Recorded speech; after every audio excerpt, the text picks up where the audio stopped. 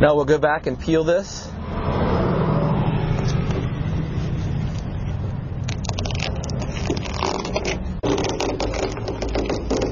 You want to peel this off kind of slow, especially if you've used the application fluid, because if you haven't given it the proper amount of time to adhere, it could possibly want to peel the letters back up.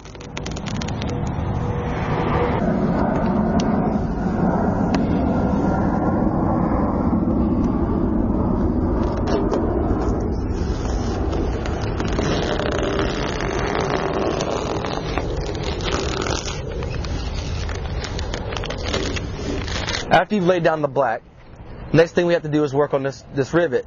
I spoke earlier about a heat gun or a blow dryer, and here it is in action. You just simply turn it on, keep it a good distance away. You don't want to get too close because it will melt the vinyl. So you just want to kind of get it close enough, you know, so if it starts to burn your finger, you've concentrated it too long.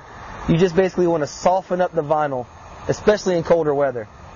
Once you've got it softened up, you just take the corner of your squeegee and you just tuck it down into the corner real tight. Keep applying the heat. As long as you're not doing too much, it can't hurt. And just be consistent, stay on it, and it should tuck up very nicely like that. Now if you happen to get bubbles in your vinyl, it is okay. You have not messed up. You just needed something simple to take care of it. What we have around the shop would be an X-Acto knife, but what you may have around the house might be a safety pin, a sewing needle, anything of that nature. All you do is just basically take your point, just poke the bubble, and rub it out with your finger. Do this as many times as necessary to get the finish you were looking for. Now, as I mentioned in the beginning of the video, there's these little black pieces right here. It's like registration marks. You just line these up, and when you lay it, it should just lay down right where it should be. In this instance, my other color is going to be gray. And if you see I left two triangles of the same color. These boxes were made the same size, so if I just butt the corners up, like so, you touch down the tape. You can also lift it up and try to look and make sure. You do the same thing with your hinge, half and half. Follow the same rules. Isolate the U, considering that's where we're going to have the rivet. When you lay vinyl over a rivet, sometimes it will deform the letter just a little bit. It's the nature of the game. There's nothing you can do about that. This is where, if you're doing a 2-layer graphic with a drop shadow, this is where taking that rivet out might work better for the application. In this one, I'm going to attempt to lay it over and we'll see how it turns out. With everything in place, I'm going to peel my paper back.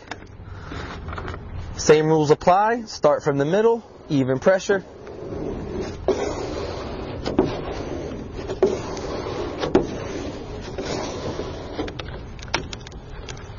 Peel the rest of it off. Start from the middle. Just work it all the way down.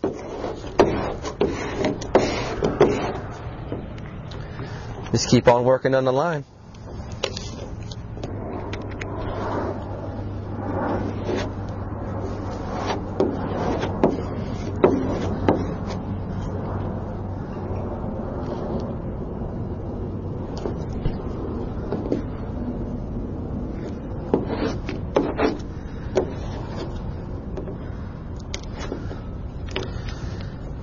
You may have to go ahead and take this off a little earlier than you would like to,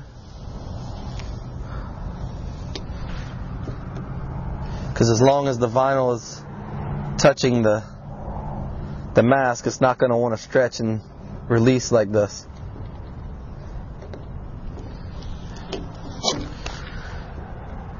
As I was explaining, didn't quite match up because, in fact, on this letter it did tuck in a little bit over the rivet, so now you can see a little bit of the rivet in between the two layers of the colors.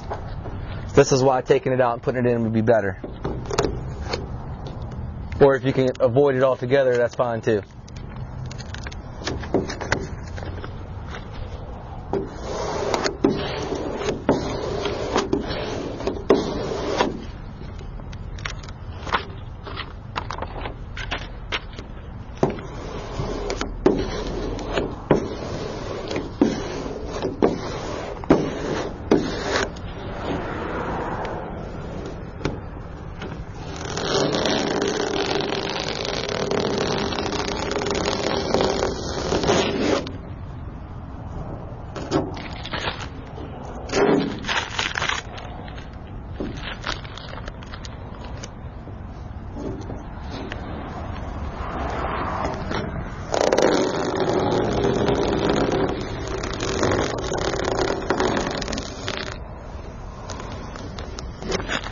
Now the next step, the only thing that's left, is you peel away your little registration marks.